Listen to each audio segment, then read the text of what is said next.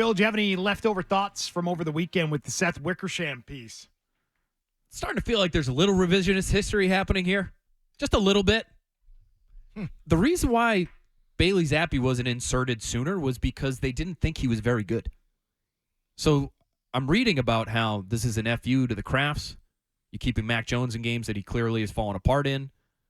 You want to play this kid as a means to show, hey, this isn't my guy. Never was my guy. I don't even like this guy. It's not exactly right, in my opinion. Just based on covering the team in real time. Bailey Zappi was not showing them enough in practice consistently to warrant playing time, which I thought spoke volumes because it was clear Mac Jones could use a rest after the Cowboys and Saints games. And yet they still weren't willing to do it. Why is that? It's because they thought he was still their best option. And because they hoped that he could figure it out. Because if he could get righted, then maybe they could right their season. Obviously, it never happened. And so now I think we're getting things along the lines of, well, Bill never really... What I can tell you about the Mac Jones draft pick, you want to talk about that a little bit right now? Because I feel like that's been out there and happening too. Because I've spoken to multiple people who were in the room that night. First round, 2021, Bill Belichick gathers everybody. Are we good with this? We good with this? Yeah, I remember the video. Elliot, Matt? Felt like a bit of a put on that camera. That all right? Mm-hmm. He didn't love Mac Jones. I think that is safe to say. He didn't love him so much that he was willing to trade up for him. He wasn't all in on Mac Jones. Was he happy with getting Davis Mills instead, which is what has been reported? They were thinking about it. Okay. Was he happy with it? No, because he was the one who made the Mac Jones pick. That was Bill Belichick's call. What I was told was, quote, Robert had nothing to do with it. This is from multiple people who were in the room. So for Bill Belichick maybe, or his people, or people close, to suggest that he never wanted him in the first place, it's not totally right. They knew where they were as an organization, which was quarterback purgatory. And if they didn't take a guy that they felt like could be a starter, then they were going to be SOL. And so they ended up going with Mac Jones. But now it's feeling like there's now that we're looking back, we're trying to distance ourselves from what didn't go right. Right? Everybody wants to. That wasn't me. 4-13. Man, not because of anything I did. Not my fault. I feel like we're getting a little bit more of that right now.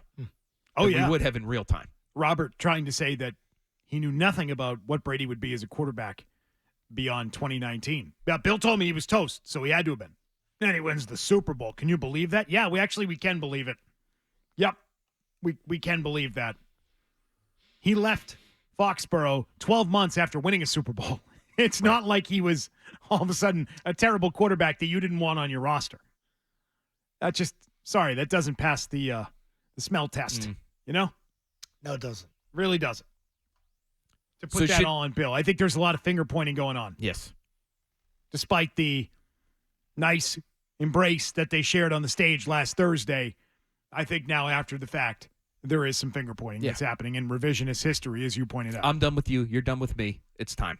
Now, but can I just be fair, though, to your point about maybe Kraft should have said something about Brady at the time? If he had done that and we had found that out, I would have said in real time, what are you doing? Let the football guy make the football decisions. Because I was somebody who at the time with Brady, I said this does look like it's probably time to move on.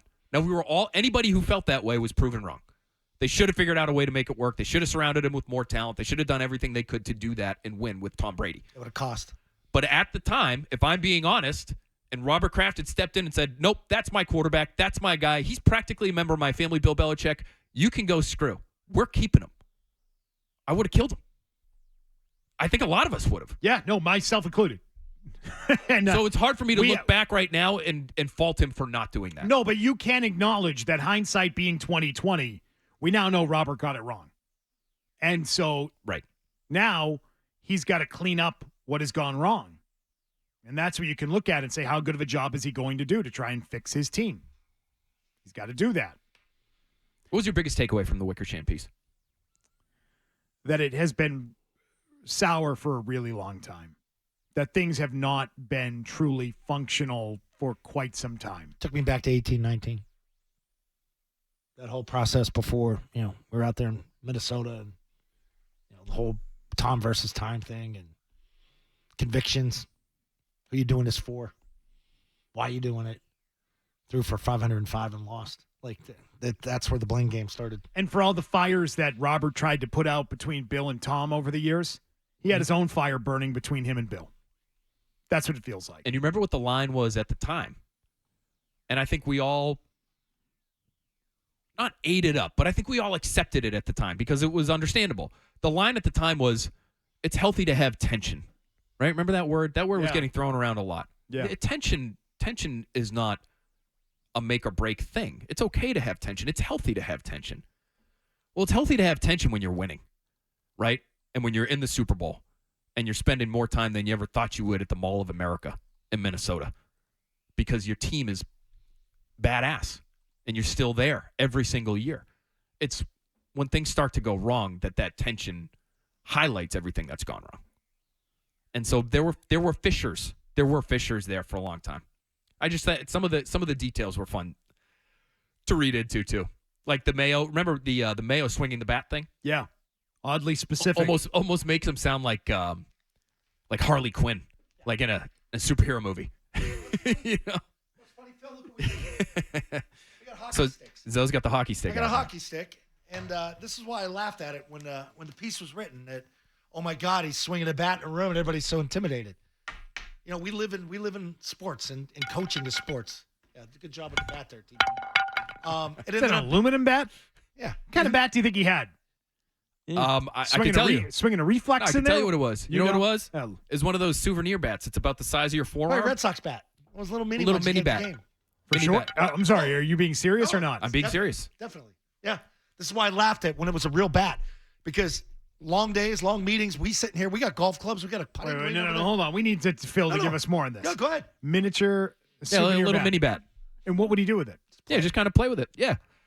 Like you would play with, You bring a fidget, a spinner in or something. you bring or a wiffle ball, you know. lacrosse ball, Yeah. tennis ball. There's all sorts of stuff in these meetings. Hacky sack. Stuff you mess around with. Hey, you're in there for hours. But somebody's intimidated by the some mini long bat. meetings Yeah. at odd hours. I didn't take it as anyone was intimidated by it. It was that he was just off goofing around, not being into it as he should have been because he was above it.